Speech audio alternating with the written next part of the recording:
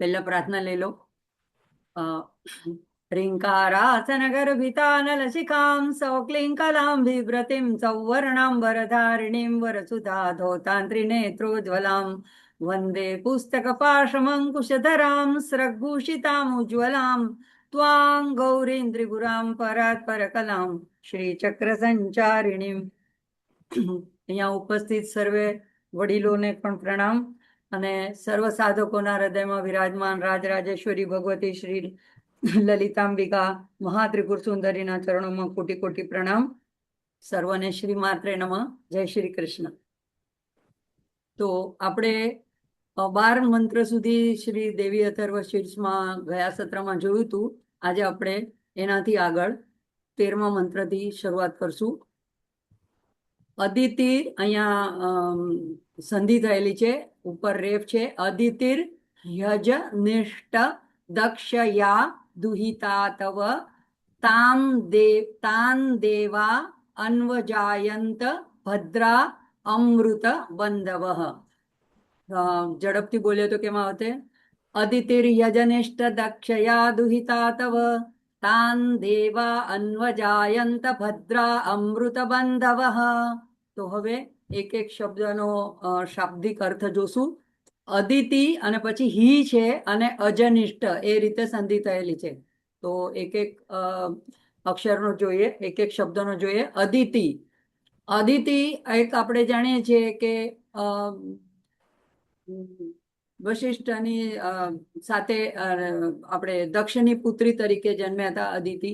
પણ અદિતિનો ખરો અર્થ થાય છે અનંત, અવિભાજ્ય એવી શક્તિ, મૂળ પ્રકૃતિ દેવી. અ અને દિતિ, અ એટલે નહીં અને દિતિ એટલે જેનું વિભાજન થાય. તો એ જે અવિભાજ્ય એવી જે અનંત શક્તિ છે, મૂળ શક્તિ છે, એને કહેવાય છે અદિતિ. હી એટલે નિશ્ચિત જ. અત્યારે આ દેવતાઓ દ્વારા પ્રાર્થના ચાલી રહી છે.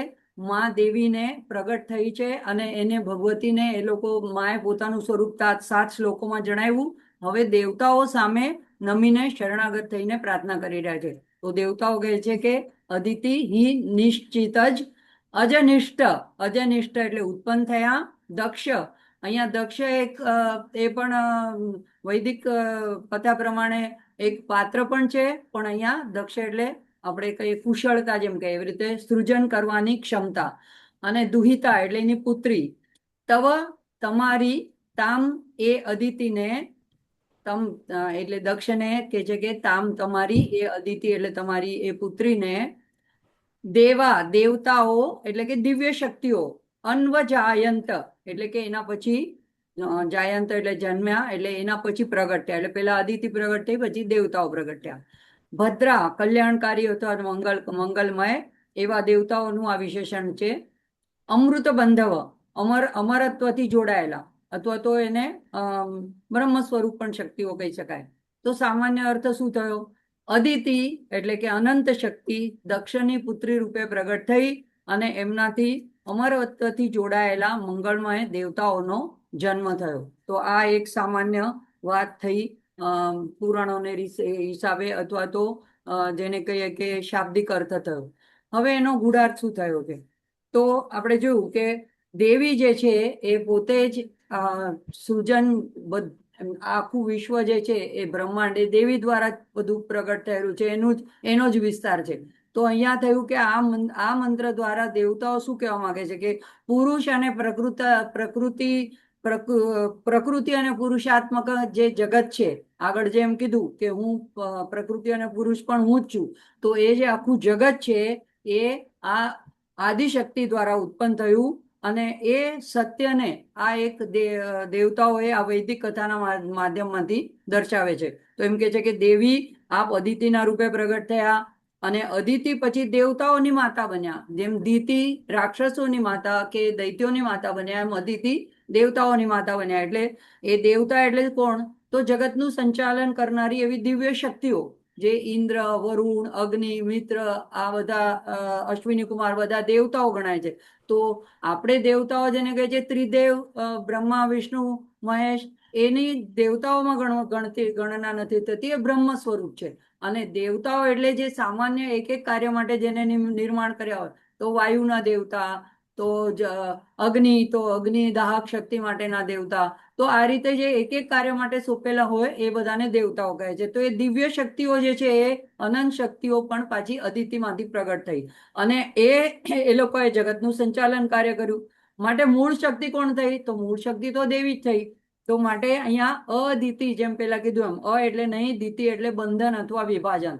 તો એવી અદિતિ જે બંધનથી પરે છે, જે અનંત છે. જો જેને બંધન નથી એટલે આપણને બંધન છે આ શરીરનું, એટલે આપણે સીમિત છીએ. આપણે આટલું જેટલો દેહ છે એટલામાં જ આપણે આપણી જાતને સમજીએ છીએ. આપણે આપણી આત્માનો, ચેતનાનો એટલો વિસ્તાર નથી કર્યો કે આપણે આખા જગત સાથે કે બ્રહ્માંડ સાથે પોતાની જાતને એકરૂપ માનીએ. તો આપણે સીમિત છીએ જીવાત્મા તરીકે. પણ દેવી જે છે એમાં વિભાજન નથી. અદિતિ છે એટલે અદિતિ એટલે અનંત છે, એટલે કે વિભાજનથી પરે છે, બંધનથી પરે છે, એટલે કે અનંત બ્રહ્મ શક્તિ છે. તો અને દક્ષ એટલે પ્રજાપતિ. તો પ્રજાપતિ કોણ કે જે કુશળ છે, જે કાર્યક્ષમ છે, જેનામાં સૃજન કરવાની શક્તિ છે, જેનું સંચાલન કરવાની શક્તિ છે, એને અહીંયા દક્ષ શબ્દ દ્વારા દર્શાવ્યો છે. તો માટે એક રીતે કહીએ તો જાણે કે દક્ષને ત્યાં અદિતિ રૂપે જન્મ્યા, પણ એની જ સાથે વેદોમાં એક બીજો મંત્ર આવે છે, એમાં એનાથી બંને થોડી વિરુદ્ધ વાત પણ કહેવામાં આવી છે. વિરુદ્ધ એ રીતે કે દક્ષો અદિતિર જાયતે અદિતિર દક્ષસ્ય જન્મતિ. તો બંને રીતે, એટલે કે દક્ષ જે છે અદિતિથી ઉત્પન્ન થયા પહેલા, એ ઋગ્વેદનો મંત્ર છે, અને અદિતિ દક્ષથી ઉત્પન્ન થયા. તો અહીંયા દક્ષ એ કેવળ પુરાણનું પાત્ર નથી. તો એનો અહીંયા કહેવાનો ભાવાર્થ શું થાય છે કે અનંત શક્તિ અદિતિ જે છે, જે એણે સ્વયં એણે શું કર્યું? તો સૃજન શક્તિ. દક્ષ એટલે સૃજન શક્તિ, એ દક્ષના રૂપમાં પ્રગટ થયા. કારણ કે બધું જ, બધા જેટલા રૂપો છે એ બધા દેવીના જ રૂપો છે. તો એ દક્ષ પણ એનાથી અલગ નથી, એટલે દક્ષના રૂપમાં પ્રગટ થાય છે અને એનાથી જ બધા દેવતાઓ અને જગત ઉત્પન્ન થાય છે. તો અહીંયા આ મંત્રનો મૂળ અર્થ શું થાય છે કે અહીં ગુઢાર્થમાં આ બ્રહ્મની કાર્યશક્તિ છે, માં દેવી જે છે એ દેવીને એ લોકો સંબોધન કરી રહ્યા છે અને એમ કે છે કે આપ અનંત શક્તિ અદિતિ જે છો એ જ આપ દક્ષ રૂપે સ્વયં સૃજન શક્તિના રૂપમાં, દક્ષના રૂપમાં પેલા પ્રગટ થયા અને પછી આપના દ્વારા જ દેવતાઓ પ્રગટ થયા. અને એટલે દેવતાઓ જે સંપૂર્ણ જગતનું સંચાલન કરે છે, એટલે મૂળમાં જે શક્તિ છે એ સંપૂર્ણ બ્રહ્માંડની મૂળ શક્તિ જે છે એ આપ જ છો, મહાશક્તિ. અને એના દ્વારા જ પછી આ બાકીનું બધું જગત ઉત્પન્ન થયું છે. તો આ રીતે આ મંત્રનો ગૂઢાર્થ આવો થાય છે. હવે એના પછીનો મંત્ર જોઈએ તો કામો યોનિ કમલા વજ્રપાણી, અહીંયા સંધિ થઈ ગઈ છે, વજ્રપાણી અથવા વજ્રપાણીર ગુહા હસા માતરીશ્વા ભ્રમિન્દ્ર પુનર્ગુહા સકલા માયયા ચ પુરુચૈષા વિશ્વમાતા દિવિદ્યોમ. તો અહીંયા આ જે છે એ શ્રી વિદ્યાનો અત્યંત એવો ગૂઢ અને ગુપ્ત મંત્ર જે છે એને દરેક જગ્યાએ ક્યાંય સીધે સીધો આપવામાં આવતો નથી, કારણ કે ગુરુમુખે જ લેવાનો હોય છે, જેને પંચદશી મંત્ર કહેવાય, 15 અક્ષરનો. તો એને શ્રુતિમાં પણ આ જ પ્રકારે, આ શ્રુતિનો જ એક ભાગ છે. તો શ્રુતિમાં પણ આ રીતે શું કરવામાં આવે છે? તો ત્રુટક રૂપે, શૃંખલ એટલે કે વિશૃંખલ કરીને, એટલે કે એને તોડીને છૂટક રૂપે, અવયવ રૂપે એને કહેવામાં આવે છે, સીધે સીધો કહેવામાં આવતો નથી. અને એક પંચદશીનો મંત્ર, તો અહીંયા એક એક શબ્દનો અર્થ તમે દુર્ગા સપ્તશતીની ટુકડી જો તમારી પાસે હોય આ પ્રમાણે, તો એમાં પણ આપેલો છે. તો કામો એટલે કામ. તો આની મેં સ્લાઇડ નથી બનાવડાવી, એટલે મેં આમાંથી ચોપડીમાંથી જ કહું છું કે કામ એટલે કે એમાં એને માટેનો જે બીજ મંત્ર છે એ બ્રેકેટમાં ક આપેલો છે. તો જે પંચદશીનો પહેલો અક્ષર છે ક. પછી યોની એટલે એ. પછી કમલા એટલે ઈ, દીર્ઘઈ. વજ્રપાણી ઇન્દ્રનું નામ છે, એટલે ઇન્દ્રનો જે બીજાક્ષર છે એ લ છે. અને ગુહા એટલે રીમ. તો જે યોની ગુહાને રીમ દ્વારા દર્શાવવામાં આવે છે. પછી હ સા જે લખેલા છે એ તૂટક કરેલા છે, એટલા માટે કે હ પણ એક અક્ષર તરીકે લેવાનો છે ને સ પણ એક અક્ષર તરીકે લેવાનો છે. એટલે હ અને સ એ બંને વર્ણો, માતરિશ્વા, માતરિશ્વા એટલે કે વાયુ, એનો બીજાક્ષર છે ક.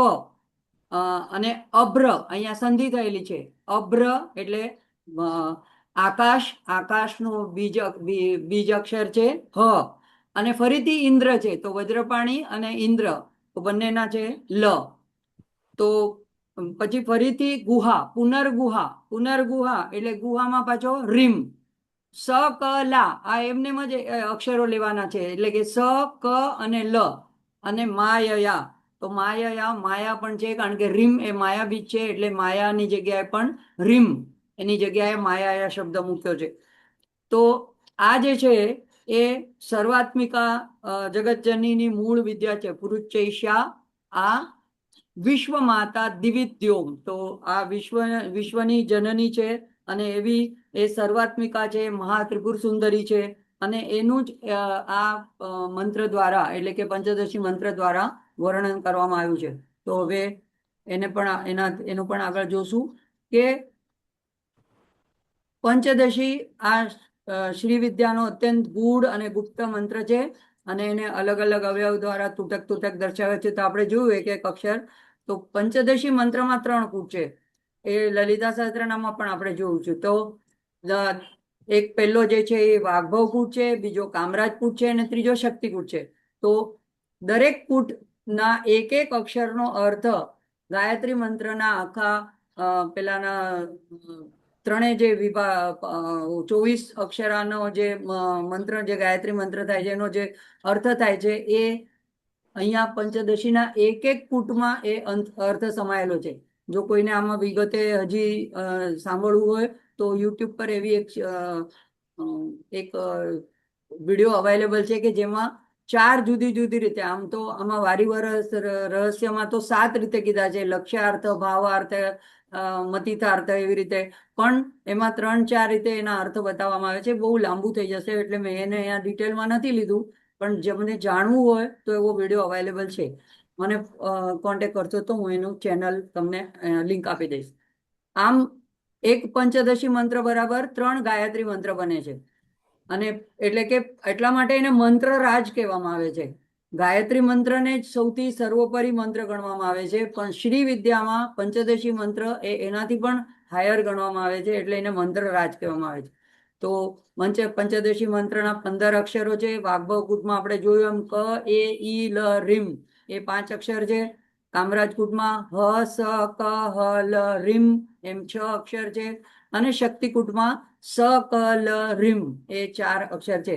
હવે આ જ 15 જે અક્ષર છે એનું આપણે એક એક અક્ષરના 20-20 નામ લલિતા ત્રિશતીમાં જોયા. તો એ જે 300 નામ ત્યાં ત્રિશતીમાં છે, એ પણ ખૂબ જ શું કહેવાય, સર્વપૂર્તિકર સ્તોત્ર કહેવાય છે. તો હવે આ જે ચૈત્રી નવરાત્રી આવે છે એમાં તમે ચલો એટલો લાંબો લલિતા સહસ્ત્રનામ કદાચ ન બોલી શકો, બોલવું જોઈએ, સાંભળી જોઈએ, કમસે કમ સાંભળવું જોઈએ, પણ ન કરી શકો તો લલિતા ત્રિશતી તો જરૂરથી બોલવું જોઈએ, કારણ કે એ સર્વપૂર્તિકર એવું સ્તોત્ર છે. તો એમાં આ જ જે 15 અક્ષર છે, એટલે ક પરથી 20 નામ, એ પરથી 20 નામ, એવી રીતે દરેક અક્ષર ઉપરથી 20-20 નામ કરીને 15 × 20 એટલે 300 નામ છે માના.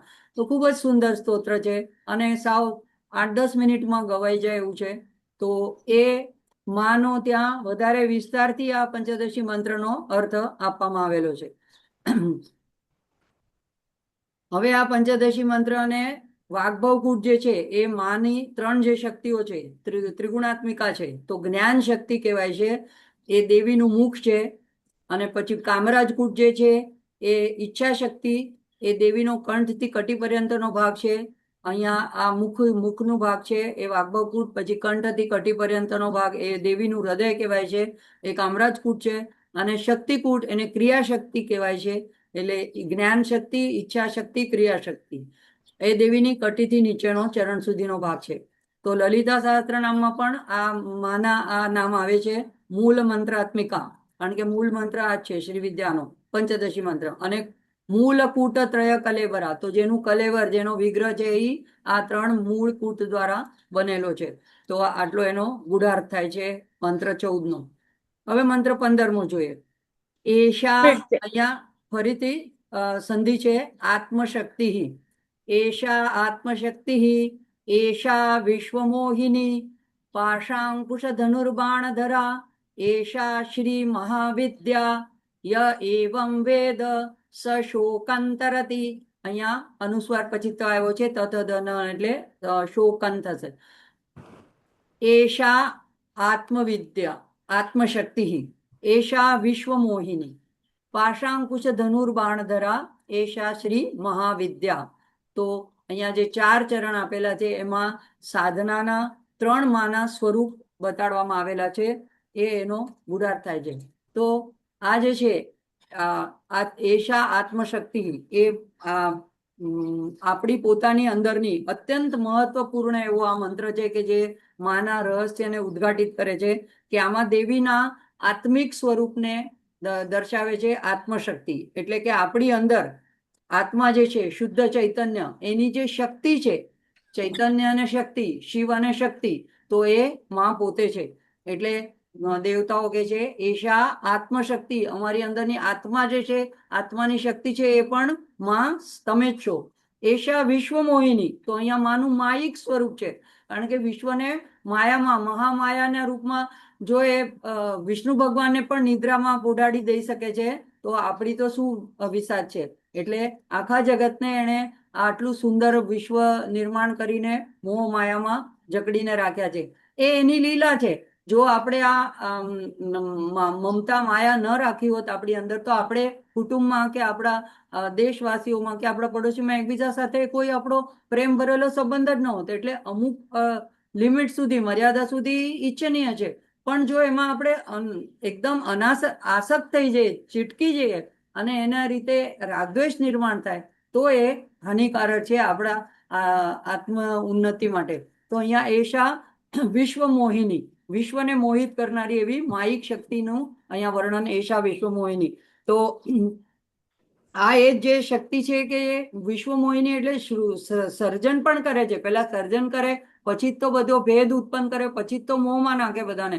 તો બંને કાર્ય કરે છે કે અને સપ્તસતીના પહેલા અધ્યાયમાં જ ઋષિ જે છે મેધા ઋષિ એ રાજાને સુરતને અને સમાધિ વૈશ્યને શું કહે છે કે જ્ઞાની નામ વિચેતાંસી દેવી ભગવતી સા બલાદાકૃશ મોહાય મહામાયા પ્રયચ્છતિ. એટલે કે આ એવી મહામાયા છે કે જે જ્ઞાનીઓના ચિત્તને પણ આકૃષ્ટ કરી લે, બલાત આકૃષ્ટ, બળજબરીથી આકૃષ્ટ કરી લે છે અને એને માયામાં નાખી દે છે. તો એવી ભગવતીને કહેવામાં આવ્યું છે, ભગવતીને એવી મહામાયા કહેવામાં છે. એનું એક સ્વરૂપ એ પણ છે, એટલે વિશ્વ મોહિની. અને આ બધી શું કામ પ્રાર્થના કરે છે કે તમે અમને આમાંથી બહાર કાઢો. તમે વિશ્વ મોહિની છો પણ અમને એવી તમારી મોહ માયાથી અથવા તમારી મોહિની માયાથી અમને એનાથી અમારામાંથી એ દૂર કરો. અને અહીં માયા સ્વરૂપ જે બતાડ્યું છે તો જેમ સ્વપ્નમાં આપણને પૂર્ણ સંસાર દેખાય છે, આપણે આંખ બંધ કરીને આપણે એમાં ઘણા માણસો, પશુ, પંખી બધું કેટલું જોઈ લેતા હોય છે. આખો સંસાર જ એમાં આપણે જાણે, અને ત્યારે જોતા હોય ત્યારે તો એ સાચો પણ લાગતો હોય છે. ઉઠીએ છીએ ત્યારે ખ્યાલ આવે છે કે સપનું હતું. તો એવી જ રીતે આ જે આખું ચાલી રહ્યું છે વિશ્વનું, એ પણ જે જગત દેખાઈ રહ્યું છે એ પણ આપણને ખરું લાગે છે. એ શેના માટે? તો વિશ્વ મોહિનીના કારણે એણે આપણને મોહમાં નાખ્યા છે. એટલે આપણને જગત બધું સત્ય ભાસે છે. એટલે કે જે નશ્વર છે, પરિવર્તનશીલ છે, એ આપણને લાગે છે કે જાણે અવિનાશી છે અને જાણે કે સતત રહેવાનું છે. પણ ખરો એનો અર્થ એ છે કે આ ક્ષણભંગુર છે, આ અનિત્ય છે. તો હવે અહીંયા જે આ શબ્દ આવ્યો પાશ અંકુશ ધનુર બાણધરા, તો એ આ સ્વરૂપ બતાડે છે કે આ જે પ્રાર્થના થઈ રહી છે એ જગતજનની મા ભગવતી રાજરાજેશ્વરી લલિતાંબિકાને કહેવામાં આવે છે. કારણ કે આ જે સ્વરૂપનું વર્ણન છે ફક્ત લલિતાંબિકાને માટેનું છે. પાશ, અંકુશ, ધનુષ અને બાણ.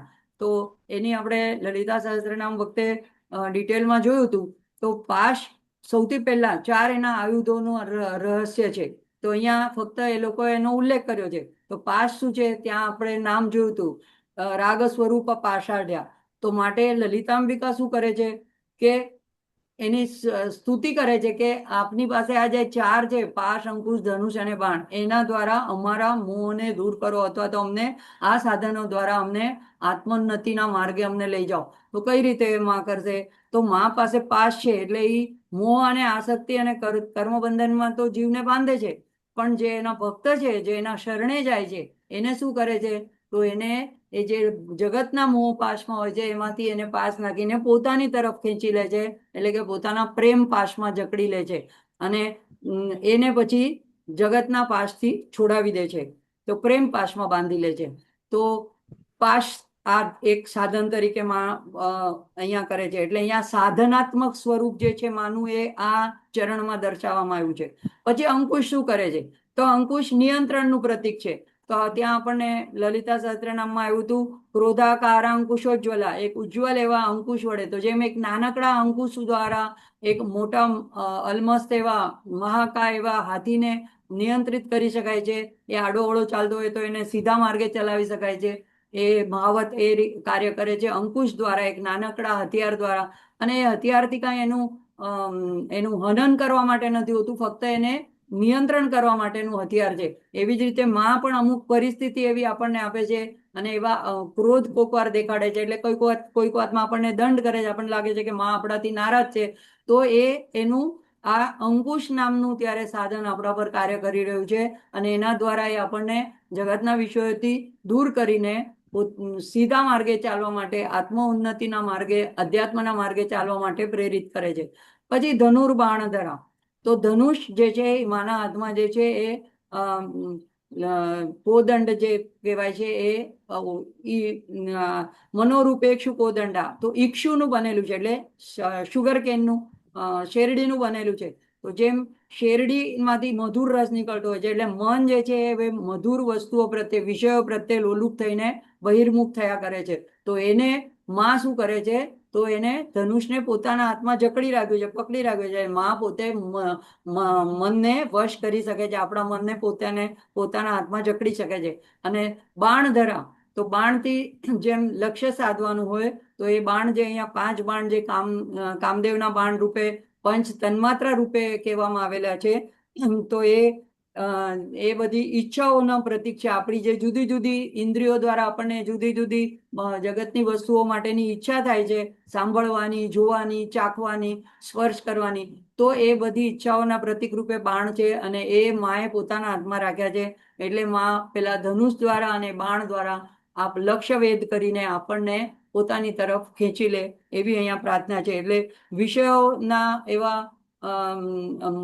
લોલુપતાના એવા રસમાંથી આપણને છોડાવીને પોતાના તરફ પકડી લે.